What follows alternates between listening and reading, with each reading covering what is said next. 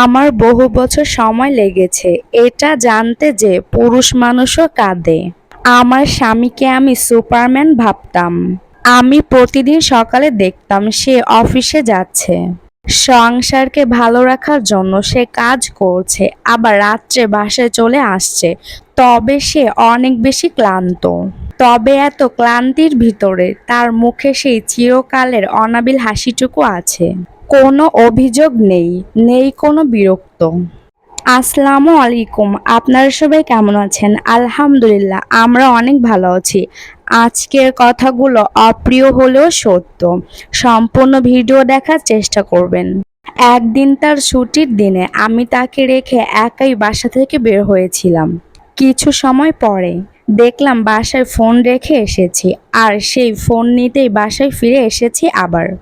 আর ওই সময়ই আমার অকল্পনীয়, অবিশ্বাস্য সেই অভিজ্ঞতা হয়েছিল। আমার বেডরুম থেকে আমার স্বামীর সেই ব্যথাতুর কান্নার আওয়াজ ভেসে আসছিল। আমি অনেক দ্রুত বেডরুমের দিকে ছুটে যাচ্ছিলাম, আর সেখানে গিয়ে দেখলাম কান্না করছে আমার স্বামী। একদম শিশুর মতো কান্না করছিল, আর সেই সাথে বিড়বিড় করে বলছিল, হে খোদা, আমার স্ত্রীকে ছোট্ট একটা চাকরির ব্যবস্থা করে দাও। দুইজনে মিলে কোনো মতে খেয়ে পড়ে যাতে সম্মান নিয়ে অন্তত বাঁচতে পারি। আমি আমার স্ত্রীকে অনেক বেশি ভালোবাসি, তবে একা সংসার টেনে আর পারছি না। তবে আমার স্ত্রীকে আমি এ কথা কিভাবে বলি? আমার স্বামী কোনোদিন আমাকে টের পেতে দেয়নি যে তার সংসার চালানো এত বেশি কষ্ট, এমন আকুলতা। সাথে আমার প্রয়োজন, আমার কাজের প্রয়োজন। পাছে আমার অনেক বেশি কষ্ট হয়। সংসারের পরিশ্রম আমাকে বিধ্বস্ত করে দেয়। আমি বুঝলাম সেই দিন আমার দু চোখ ফেটে অনেক পরিমাণে অশ্রু ঝরেই পড়ছিল। আমার চোখ মুছলাম হাতের তালু দিয়ে, মুখে মিষ্টি হাসি। আজকে অনেক বেশি পুরনো স্মৃতিগুলো মনে পড়ছে। বিয়ের প্রথম দিকের কথা। আমার মায়ের কাছে অনেক বিরক্ত নিয়ে তার বিষয়ে অভিযোগ করেছিলাম। তাদের জামাই আমার জন্য কিছুই আনে না ঘরে ফেরার সময়। এমনকি আমার পছন্দের জামা, ফুল, খাবার বলে দিলেও প্রায় সময় সে নিয়ে আসে না।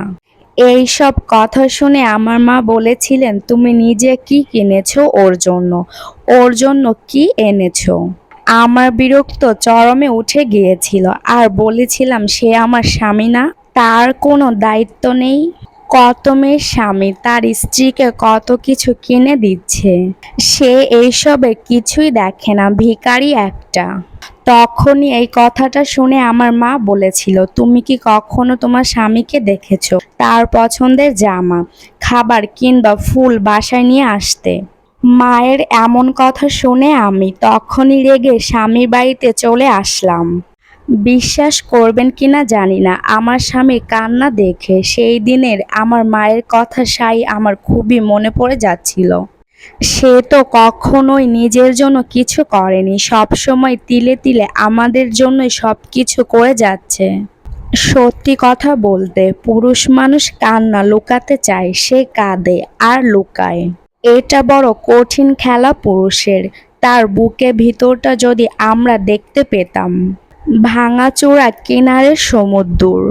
সবাই তাকে ভুল বোঝে, সবার প্রত্যাশা তার কাছে একটাই, টাকা ইনকাম করা। আর সেই টাকা রোজগার না করতে পারলে কাঁদে লজ্জায় আর অসহায়ত্বে। অথচ ঘরে ফিরে হাসতে থাকে। মায়ের অসুস্থতা নিবারণ করতে না পারলে পুরুষ অসহায়ত্বে কাঁদে। একজন স্ত্রীর ভরণ পোষণ না করার আশঙ্কায় পুরুষ কাঁদে। আজকের ভিডিও কথাগুলো সম্পূর্ণই সত্য। আপনারা সবাই ভালো থাকবেন, সুস্থ থাকবেন, আমাদের জন্য দোয়া করবেন। পরবর্তী ভিডিও দেখার আমন্ত্রণ জানিয়ে আজকে ভিডিওটি শেষ করছি। আল্লাহ হাফিজ। আসসালামু আলাইকুম।